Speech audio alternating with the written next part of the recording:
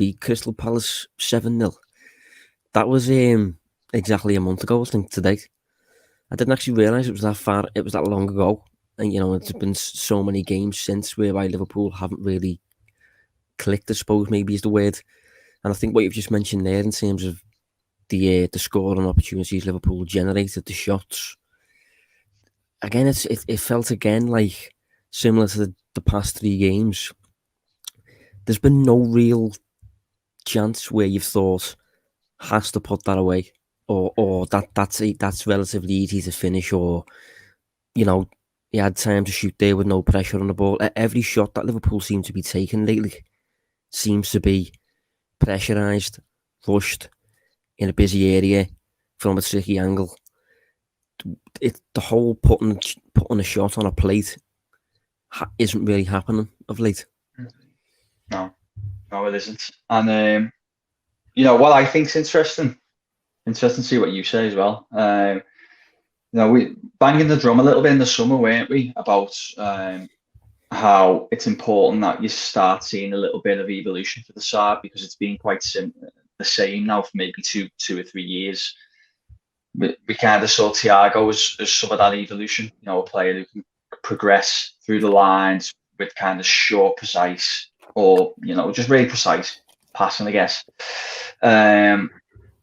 But he hasn't been able to play many games so far, has he? And Liverpool kind of been setting up how they usually do. I know, ironically, they changed it a little bit in this game, but a lot of sides have had success into Liverpool doing the same thing this year. They've just really, sitting in, trying to nullify, closing the spaces, and it does feel like Liverpool's are struggling with it. It feels like, we know teams historically in football tend to create a winning formula and benefit from it, and then it's on the other opponents to catch up and try and find a way to stop it. And that's kind of just how football works. And normally the great side, like United under Ferguson, they tend to just evolve and find new ways. And I don't know if Liverpool just haven't been able to do that so far this season, and that's why they're not able to, repeat what they've done in the last 2 years. I think the obvious caveat is the big injuries that are massively upsetting things a little bit, but it's interesting to see whether that's what's happening at the moment.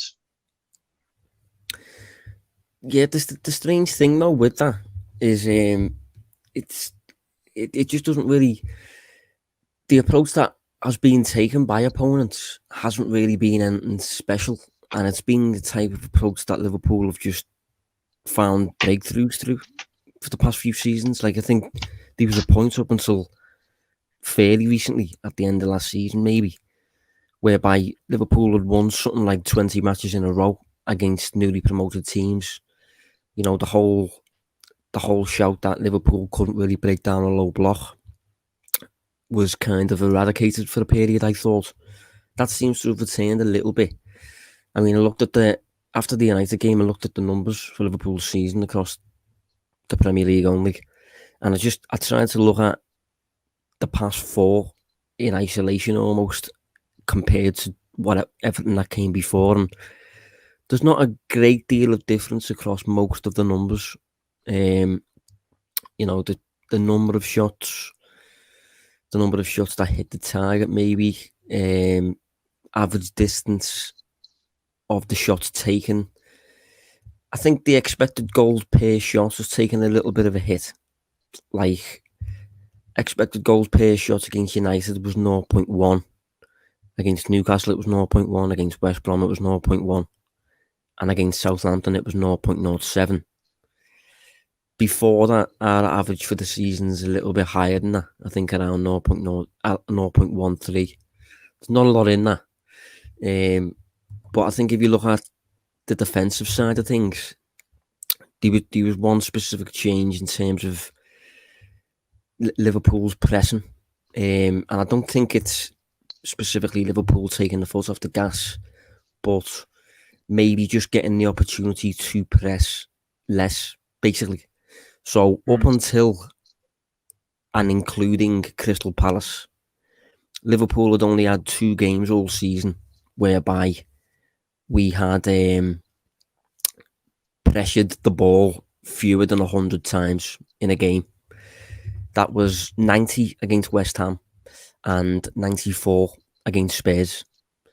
And then we faced West Brom. And in the West Brom game, there was only 58 pressures for Liverpool. Then we faced Newcastle, 87 pressures. Then we faced Southampton, 86 pressures. So Liverpool's 3 lowest press counts, if you like, of the season came in a row. And Liverpool didn't win any of them. Against United, it boosted right back up to 147 pressures. But I just felt like, looking at that, maybe that, I think rather than offering an insight into Liverpool not trying as much, I think maybe it just captures a stylistic thing there whereby, West Brom have wanted the point, Newcastle have wanted the point, Southampton took a really early lead, and as a result, Liverpool have kind of been nullified in terms of generating shots through pressing, and it's instead been a complete possession game from start to finish, which Liverpool have improved in recent years, but lately don't seem as suited to doing for some reason. Yeah, I mean, I was just about to mention it, but you've basically finished on the point. I was about to say that a lot of that probably ties into the fact that they've dominated possession, so there's going to be less pressing opportunities, isn't there? But I mean, that kind of tied into the point you were trying to make at the end there, which I think is true. I did notice yesterday I was doing a piece for the Echo. It was a conversation I was having as well, just about Liverpool. I was looking in at shots because, I thought it was quite interesting. Klopp said, didn't he? We always miss chances. This is after the match. He said, we always miss chances. Then we'd have another we'd then use, and that's how it is. And I wrote on it, I saw Sam Maguire wrote a similar piece on 23, looking at the shots. And it does seem that, well, I'll go through it now. Use Salah as the example. Salah's had 9 shots in the previous 4 matches, which is, breaking down if it was a per 90 average of 2.25. Obviously, we always talk about him being a volume player. I think last season he was averaging close to 3.7 shots per 90. So that drop from 3.7 to 2.25 is a lot really for a player like Salah, who does kind of rely on volume to score, doesn't he? Like, he takes a lot of shots, and if he's getting 1.5 shots fewer per game, that is going to affect his goal record. So he seems to be getting fewer shots. Mane does, Liverpool's 2 most dangerous, but then there seems to be an increase for Firmino of about 20%. Over these last 4 games, so he's having about like 50% of Liverpool's shots, and he's not the best finisher, is he? We were talking throughout the game about his performance in general, but in fact, your tweet, it probably summarises it. The one where you said, the last person you probably want a chance to fall to is your number 9 from a Liverpool perspective, which is a bit crazy, but it is true. And and what we're seeing is he at this present time. We don't know if maybe it's to do with Thiago being able to, penetrate a little bit better, so he doesn't need to drop in as much. But he's getting more chances. The other 2 aren't, and obviously he's not as clinical. Yeah, I mean, you just mentioned Sadio Mane there and the front three in general. I think this is probably a good little time for me to bring in the performance numbers for the season. I wrote about this yesterday. If you want to read the actual piece on it, just check out my Twitter at Distance Covered, and it's the latest piece for Liverpool.com. But I think Liverpool's under/over performance. Have you seen it, Dave, this season? Just the performance numbers in general. As in performing above or below expected in terms of the goals you're expected to score. Yeah, I've got it. Yeah, I'm looking at it now.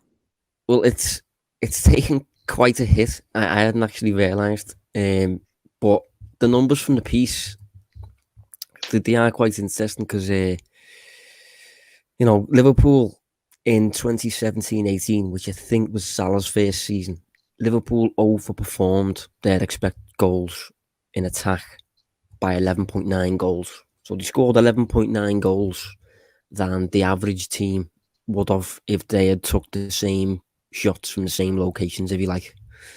The following year, Liverpool again overperformed by 10.7 goals. And then last season, obviously we won the league, we overperformed again by 10.3 goals. This season, Liverpool currently underperforming by exactly one. And this is all excluding penalties, by the way. All of those numbers are excluding penalties.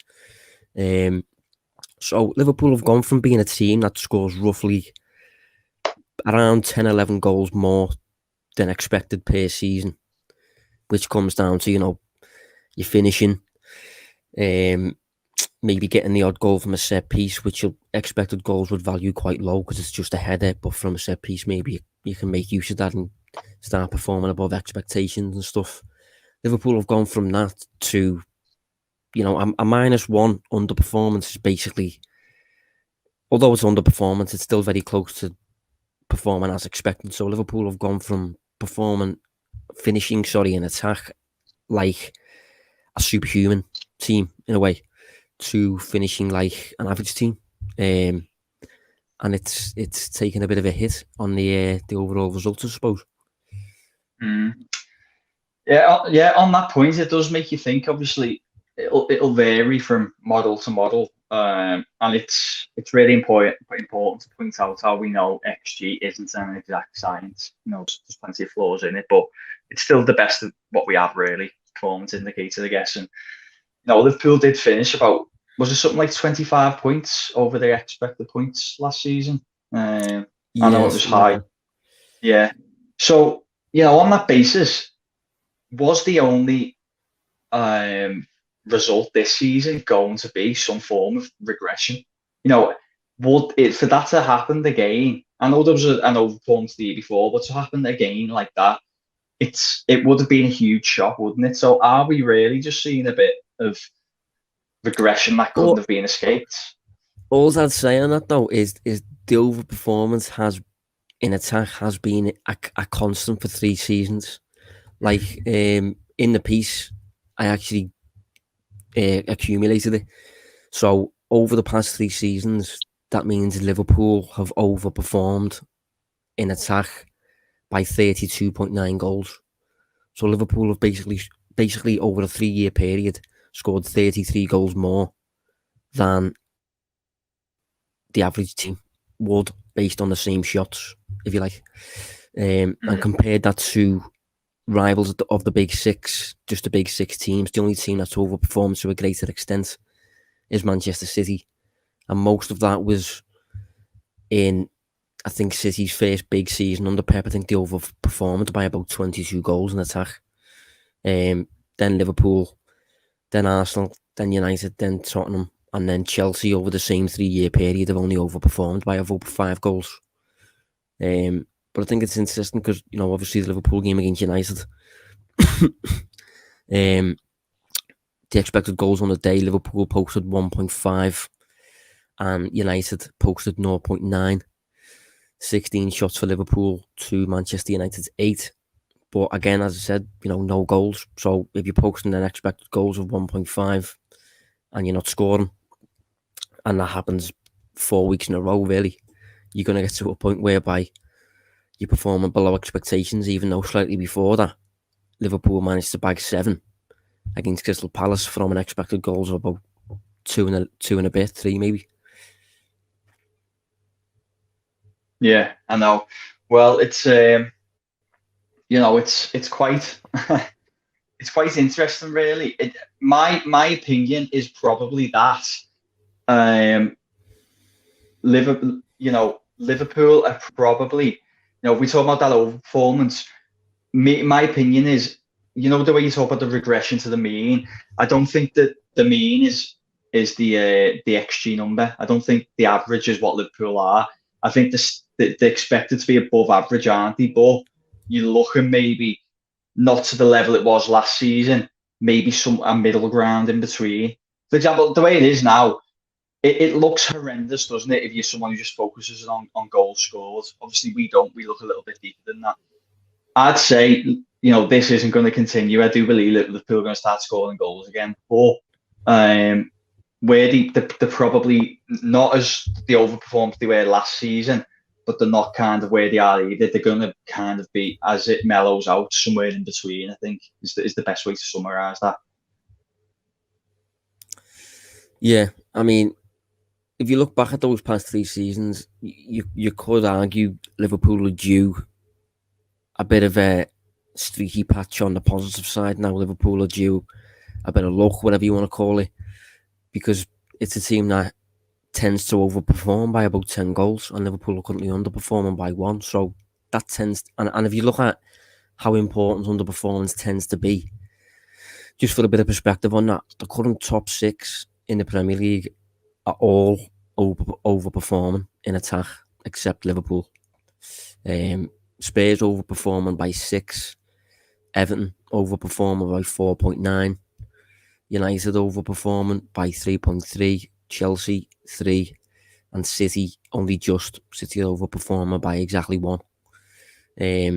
So I suppose it's a bit of a hats off to Liverpool that they're still in the top 4 despite being the only underperforming team when it comes to finishing your shots. But it's just something that's got to turn around relatively quickly because, yeah, I mean, you have to score goals to win the league, and it's not really happening for Liverpool at the minute. As you mentioned, against Manchester United, all of Liverpool's shots, or big shots at least, fell to Roberto Firmino, who isn't the man for that, maybe you could say. And I think, obviously, you mentioned earlier about Liverpool developing and stuff like that and moving forward and things. I must say, I think if Liverpool would have had their usual team, plus Thiago, plus Jota, you know, that's a serious outfit, and I think Liverpool are probably got a bit of a lead in the division if that's the case. But I think it's been quite an unfortunate period for the team because injuries have been thrown at Liverpool, and you know the centre back problem, and at the same time now for the first time it looks like the front three aren't really firing as normal and able to get Liverpool out of trouble. So it's kind of a multitude of hurdles Liverpool are trying to jump over at the minute. Yeah, I think the Jota point's really important as well, because when we were talking about that needing to freshen up and evolve, that was something big we said, that kind of front line needs to go from 3 to 4. You need cover in each position, so you needed a versatile forward and you needed someone clinical. Jota has been perfect. All right, he come in on a hot streak, didn't he? And I'm not saying that he was going to score like that consistently, because it probably wasn't sustainable, but he's still proven that he's going to be a clinical forward, kind of exactly what Liverpool needed. And his injury has turned out to be massive, hasn't it? Huge, in fact. And I think in these tight games, because one thing you will say is that the games have been settled 1 goal either way, or draws, haven't they? And just when you need someone to be a little bit more clinical in front of goal, he could have been that person, and he could have turned a couple more of these draws into victories, or maybe rescued something at Southampton, turning that from a defeat to a loss, and would have just made the record that bit better. So he's important to point out because he's been a big miss. Yeah, I mean, what was this better? I think that's one thing we need to maybe touch upon. Was this a better performance? Does this offer hope? Could this have gone differently? Or was this... could you group this with the previous 3? Or yeah, I think what's interesting is on the back of a few theories of people saying that players were playing a little bit more reserved because of trying to support the makeshift centre backs. That's something Liverpool fans have been saying over the past few weeks. I tried to look into it, and what I found, to be honest, Josh, was, I don't know if you had a chance to look yourself, a lot of the kind of individual performances from that game on Sunday were mirrored from the fixture 12 months ago, the one that Liverpool won 2-0. There was a similar amount of touches in the attacking third for Robertson and Alexander-Arnold. They seem to progress the same way. Just the key difference seems to be the issue that Liverpool have got at the moment, and that's kind of scoring goals, creating real clinical, clear-cut chances. So I think the performance is still all right. I think it's not all doom and gloom. I expect things to pick up. United, it was a decent performance because they were coming. United come into that game flying. Really could have been a big statement for them. They would have really wanted to win it. They didn't, and beyond finishing strong, they didn't at any point really dominate Liverpool. So that's a positive, but the lack of goals does tie in with the ongoing issue, I think, at the moment. I think aspects certainly improved. I liked that Klopp kind of seemed to recognise the issue and started Shaqiri in midfield, and I don't think he'd have done that if Liverpool weren't struggling for goals. I think just kind of adding another player who's got goals on his side and just general threat on his side, I think was a positive. And I do think, specifically in the first half, Liverpool did look threatening and stuff like that. I mean, it's easier said than done, creating clear-cut opportunities against the Manchester United defence, that is more than willing to drop quite deep. And I think, unfortunately for Liverpool, I think a defender like Harry Maguire, for example, I think he's actually better suited when he's allowed to drop that deep. So I think Maguire was probably better suited to perform against Liverpool like that, as opposed to if he was going toe to toe with maybe a lesser opponent. But was it a good point? Was it a moment lost? Was it a lucky escape even? I mean, I suppose you could even look at that side of things. I think in all, it was a decent point. Obviously, the way Liverpool are, this modern Liverpool, they want to be winning every game, especially home games, no matter who they play against. That being said, yeah, I think it was a game you definitely didn't want to lose, because there's going to be so many banana skins for every team this year that, now Liverpool are in a position where within one game week, they could be back joint top. Obviously, we're forgetting City just for a moment, just talking about United, but that closing that gap, they would have closed that gap basically in one game week. So had they lost, it would have been 2 game weeks at half point into the season. I still think they could recover from there, but I think it was a game that you would have liked to win, but just didn't want to lose. So on that basis, Josh, I'd probably say it is a decent point. I think I'd agree, but it is a tricky one considering the first half dominance that Liverpool had. And then you obviously have to factor in the big chances that United had. I mean, the 2 biggest chances of the game comfortably were Pogba and Fernandes. Obviously, they didn't manage to score either of them, thanks to Alisson, who again stepped up. But it's just I suppose it's a tricky situation currently to analyse, because Liverpool now, I think, sit in 4th place in the table, which is a little bit scary. But I don't think it'll. I don't know. It just feels like a mad season. I mean, Villa have got like 4 games in hand and this sort of stuff, and it is a bit mental at the minute. But I think we'll leave it there. Tricky match to analyse when it comes to United, but we'll move on to what should be, on paper at least, an easier game. Burnley and Anfield. Few people have got Mo Salah triple captain. 2 of them sitting on this podcast now. I actually haven't. I've got him captain, but not triple. Sorry, the captain. But I think when it comes to this game, this is the kind of game you'd expect Liverpool to put to bed fairly comfortably. Even though I think the last time it happened, I think it finished 1-1. I think I'm right in saying that. But yeah, I mean, are Burnley the type of opponents that you want right now in this current situation, or are they a bit of a nightmare, or it's a bit of a tricky one, isn't it? I actually think it's a bit of a tough nut for Liverpool to crack this one, because in fact it's quite a big game, because they haven't won or scored over the last 3. What Burnley are going to pose tactically is Liverpool's kryptonite at the moment a little bit, isn't it? In the sense that they'll sit deep, there won't be much ambition to win the game from an attacking point of view. I mean, and that they don't concede many goals at all. Like, I had a quick look at it, and I think they've been a little bit fortunate to have this record, but they've not conceded more than a single. Sorry, since October, they've only conceded more than a single goal in a match once, and that was against Manchester City. So except for that, obviously not picking up many points, don't score a lot of goals, but they don't concede a lot, and obviously it shows that they're difficult to break down, and that's been Liverpool's biggest issue. So it's not the best matchup, I think. Yeah, I mean, you mentioned they don't score too many goals. They're actually the only team in the league at the moment who is still in single figures for the season. I think they've only scored 9. And if you look at goals per match minus penalties, I think penalties are what take Sheffield United above Burnley in the scoring department. I think even if you remove penalties, the only team that have scored fewer than Burnley is Sheffield United.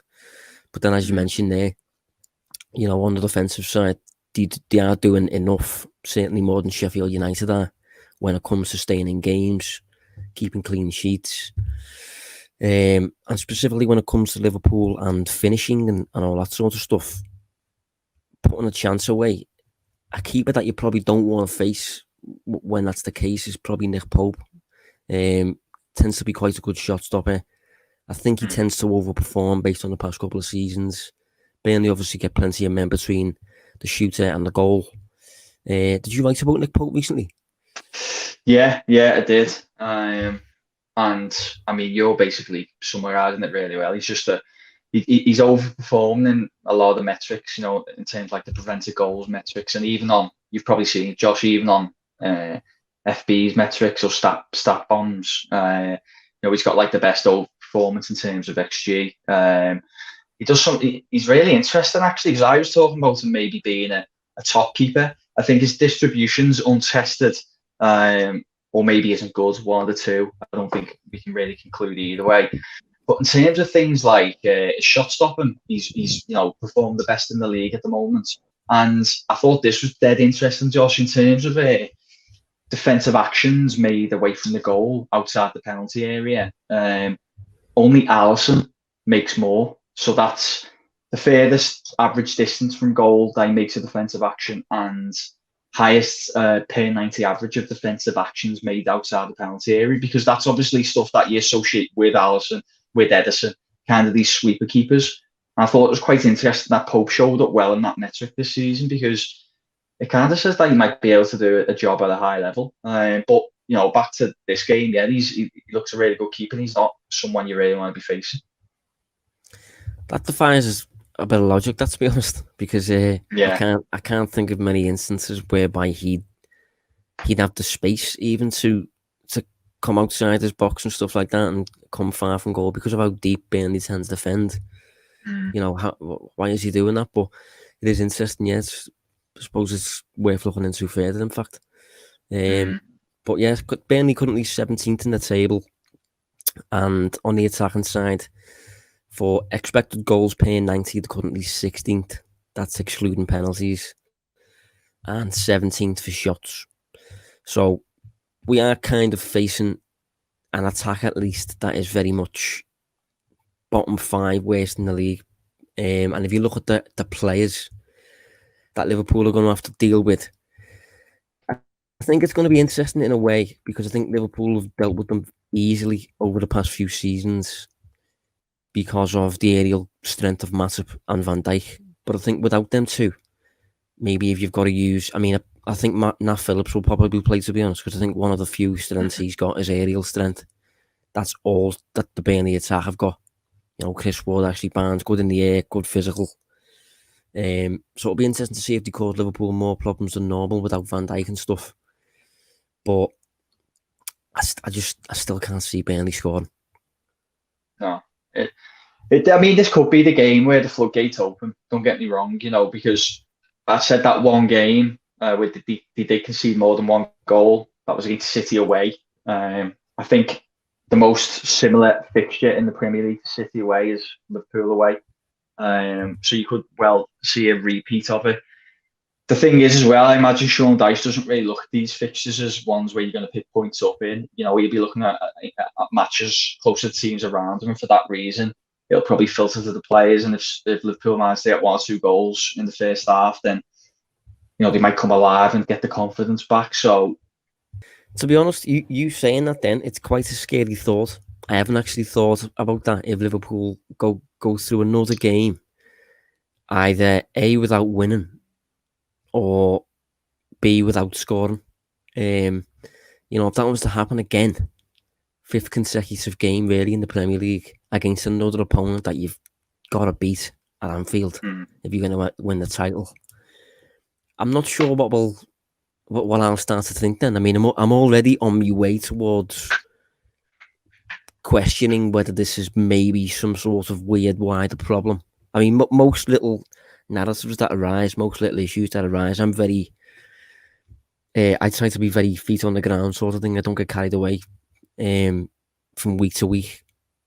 But this is week to week to week to week. This is about the 5th week now, so a little bit more concerned. It will be uncharted waters, I think, if Liverpool don't go back to normal to some extent this week.